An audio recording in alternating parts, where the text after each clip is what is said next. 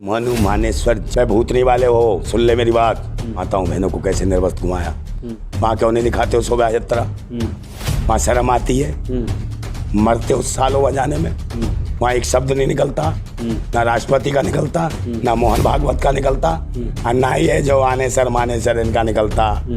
अबे वो तुम्हारी ही बहन बेटियां हैं जिनको निर्वस्त करके उनके गुप्तांगों में चाकू मारे। इतना बड़ा मामला हुआ। अबे मैं पूछना चाहता हूँ, अगर तुम्हारी माँ बहन के साथ इस तरीके से उंगलियां डाले, चाकू डाले, तब भी इसी के लिए करोगे?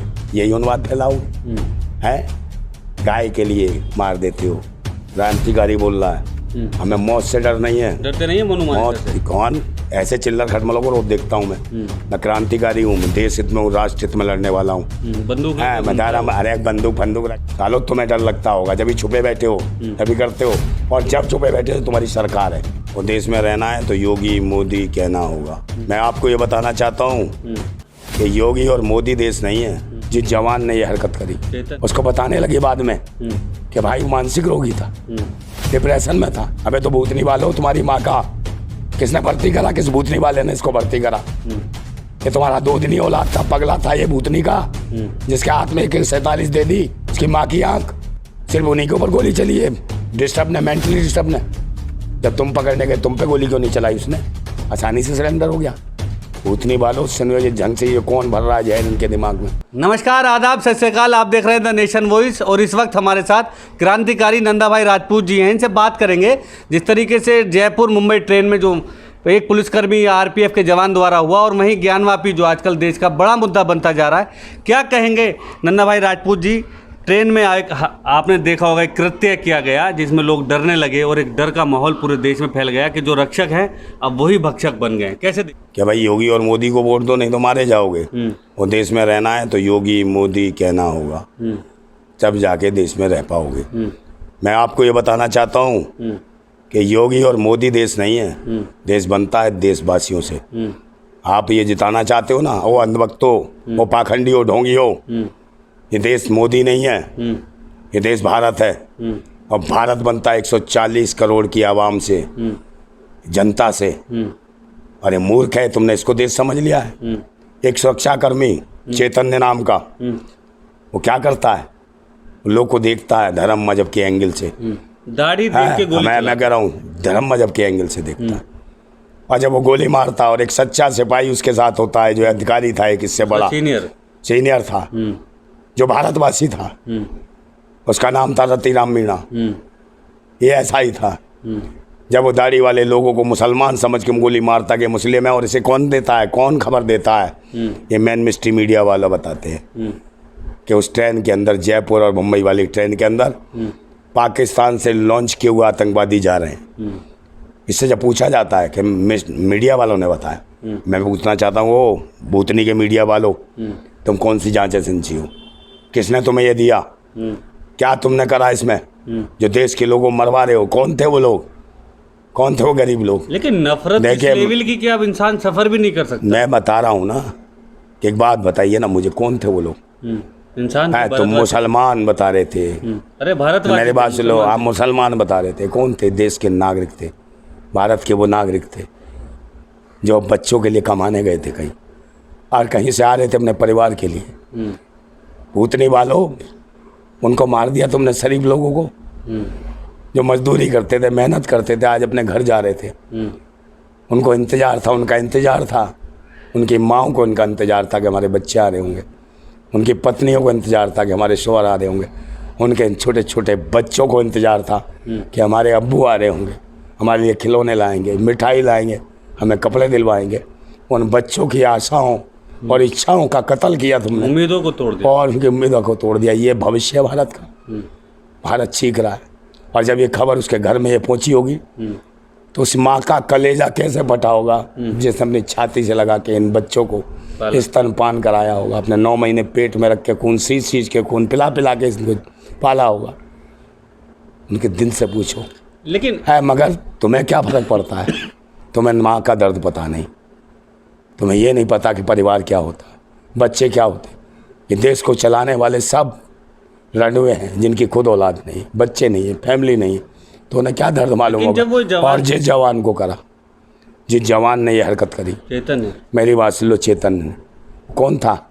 उसको बताने लगे बाद में कि भाई वो मानसिक रोगी था, डिप्रेशन में था। अबे तो भूतनी वालों, तुम्हारी माँ का किसने भर्ती करा? किस भूतनी वाले ने इसको भर्ती करा? ये तुम्हारा दूधनी औलाद था, पगला था ये भूतनी का, जिसके हाथ में 47 दे दी और जिस मर्जी को भून रहा था वो, उसकी माँ की आंख। और फिर ये पकड़ लिया, सिर्फ उन्हीं के ऊपर गोली चली है, डिस्टर्ब ने, मेंटली डिस्टर्ब ने। जब तुम पकड़ने गए, तुम पे गोली क्यों नहीं चलाई उसने? आसानी से सरेंडर हो गया। भूतनी वालों, सुनो ये ढंग से, ये कौन भर रहा है जहर इनके दिमाग में? कहाँ पर ये तैयार होते हैं? लेकिन ये बात सुन लो, एक सवाल है, ये लश्कर तौबा ना तैयार नहीं करे हैं, ये तैयार करें आरएसएस ने। ये आरएसएस वो है जो राष्ट्रीय शोषण संघ है, जो धर्म, मजहब, जात पात के नाम पे पूरे देश में आतंक मचवा रही है। आप कह रहे हो मोदी कुछ नहीं है। यहाँ तो देश की जनता रोदी हो रही है, भारत माता रोदी हो रही है, जगह जगह लोग रो रहे हैं, माताएं बहनें रो रही हैं, निर्वस्त्र करके इज्जत लूटी जा रही है। और ये महिला बाल विकास है।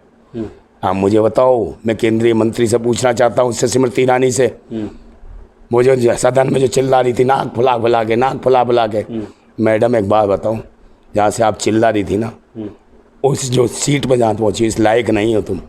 पता नहीं किस नालायक ने तुम्हें यहाँ पहुँचा दिया, किस खलनायक ने यहाँ पहुँचा दिया, जिसे ये नहीं पता कि देश की भारत माताओं को निर्वस्त करके नहीं घुमाया। लेकिन नंदा भाई, उनका बलात्कार नहीं किया। इसमें ये है कि जब ये कांड हुआ ट्रेन वाला, उस चैतन्य ने ये कांड किया, और जिनके लिए वो कह रहा था इस देश में रहना होगा तो योगी मोदी कहना होगा, इन दोनों ही देश के बड़े नेताओं ने इसकी निंदा नहीं की। लेकिन निंदा क्या करनी, इनका अल्फाज तो बनता है, कवई अल्फाज की जरूरत है। इससे उम्मीद करना छोड़ दो, तुम्हारी गलतियां हैं जो इनसे कहते हो निंदा करें। इनका तो धंधा है कत्ल कराना, इनका तो धंधा है भाईचारे को ख़त्म कराना, इनका तो धंधा है धर्म मजहब के नाम पे आग लगाना, इनका तो धंधा है बहन बेटियों के कपड़े उतार के उनकी इज्जत नचवाना। ये धंधा, ये भैंसी हैं, दरिंदे हैं, ये जल्लाद हैं, आतंकवादी हैं। अरे कोई जिम्मेदार नहीं, अरे काय का जिम्मेदार है? आप संविधान की कसम खाते हो, और संविधान पे इन्होंने थूका। कहाँ थूका? कर्नाटक में देखा तुमने? समझे? एक प्रधानमंत्री संवैधानिक पद पे बैठा हुआ और वह नारे लगाता हो, किस तरीके के उन्मादी नारे लगाता है, जो धर्म के नाम पर, जो देश में उन्माद फैलाता है, उसको जेल के अंदर होना चाहिए। हमारे देश का कानून संविधान ये कहता है। हमारे संविधान को तार करा थूका संविधान को। इस प्रधानमंत्री ने कर्नाटक में क्या कहा? जय बजरंग बली। बताओ, ऐसे लग रहा था, ये ऐसे नारे मार रहा था कि जैसे कोई भिखमंगा हो, भीख मांग रहा हो भगवान के नाम पे। एक बात बताओ, ये खुद अपना विकास नहीं कर पाया, अपने लिए कुछ, अपने लिए भीख मांग रहा था क्या कि भगवान के नाम पे दे दो? अरे वो कहते हैं फकीर आदमी झोला उठा के। हाँ, तो भगवान के नाम पे, तो ये क्या है? तो प्रधानमंत्री का काम है, ये देश का प्रधानमंत्री पद का मजाक। कोई तुम वो थे क्या, पंडित, मंदिर के पंडित थे जो जय श्री राम कह रहे थे, या जय बजरंग बली कह रहे थे, या पंडित थे मंदिर के? अगर ये नारे लगाते तो मंदिर में लगाते। आप देश की आवाम को संबोधित करते हो, देश के संवैधानिक पद पे बैठे हो, प्रधानमंत्री हो उसके, जिसके प्रधानमंत्री देश में हर कौम, हर धर्म, हर मजहब, हर संप्रदाय के लोग रहते हैं, और आप एक उन्मादी नारा लगा रहे थे। लेकिन एक सवाल और है इसमें नंदा भाई, कि आप उनको कह रहे हैं कि वो रैली में नारे लगा रहे हैं, जय बजरंग बली कह रहे हैं, लेकिन वहीं एक संवैधानिक पद पे बैठे हुए वो उत्तर प्रदेश के मुख्यमंत्री योगी आदित्यनाथ, जो ज्ञानवापी पे कहते हैं कि मस्जिद कहोगे तो विवाद तो होगा, और जबकि मामला कोर्ट के अधीन है। अब एक बात बताओ, तुम्हें मंदिर कहो, मस्जिद कहो, इससे रोटी मिल रही है क्या?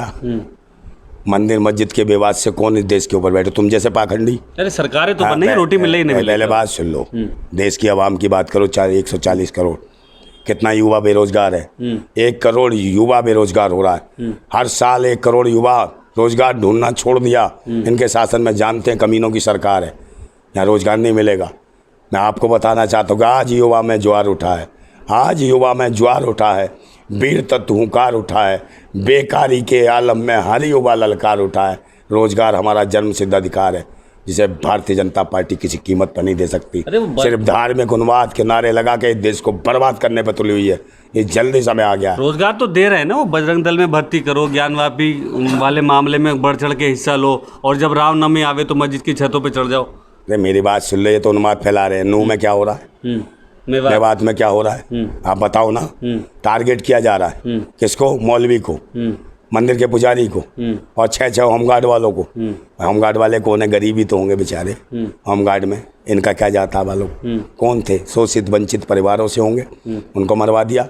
मौलवी मरवा दिया, एक पंडित मार दिया, सिर्फ अपने उन्माद के लिए, हिंदू मुस्लिम कराने के लिए। तो कहीं ऐसा तो नहीं है? राजनीति करना छोड़ दो। और जो आप कहते हो कि वहाँ कौन सी यात्रा निकल रही थी, कौन सी यात्रा निकल रही? मंडल यात्रा, शोभा यात्रा। जी, शोभा यात्रा। शोभा यात्रा नहीं है, भारतवासी ये शोभा यात्रा नहीं है। ये भारतवासियों की सब यात्रा निकाल रहे थे। ये सब यात्रा निकालने का षड्यंत्र है भारतवासियों की।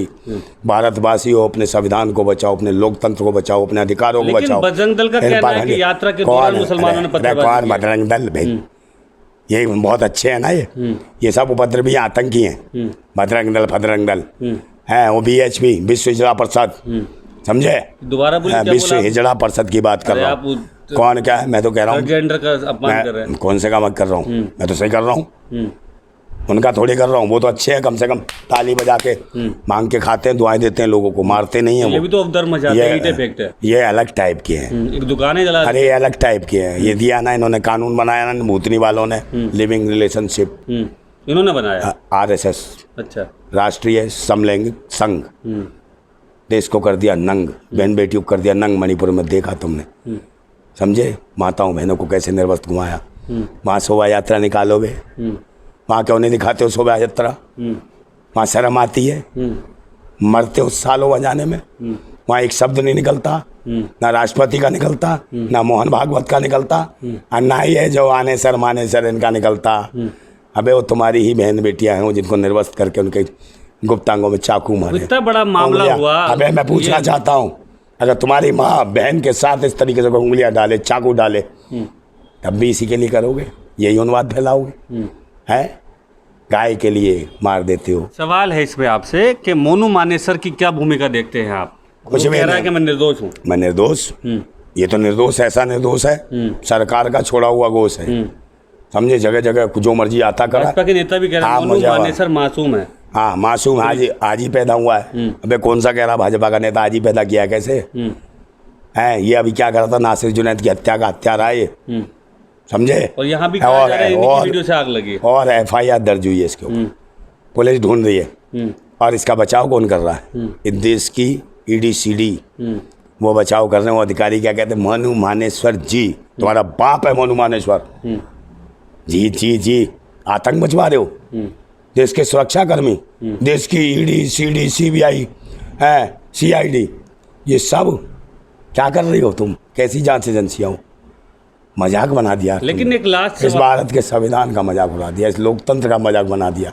गुंडों को जी करके बोलते हो, बदमाशों को जी करके बोलते हो, शर्म आनी चाहिए। आप बताओ ना, इन्होंने गाय के लिए लड़ता है। हो गाय के लिए लड़ता है, गाय के लिए मांग ना कर हम भी तो मांग करते हैं।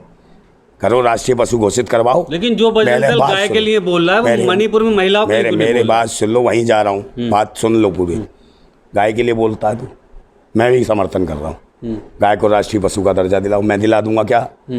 है वीडियो बना के डल जाएगी क्या? मैं भूतनी वाले हो, सुन ले मेरी बात। इसकी गौ कसी पे जो गौ काटते हैं गाय को, उसकी मशीन उपकरण, उसमें सब्सिडी देती है तेरी मोदी सरकार।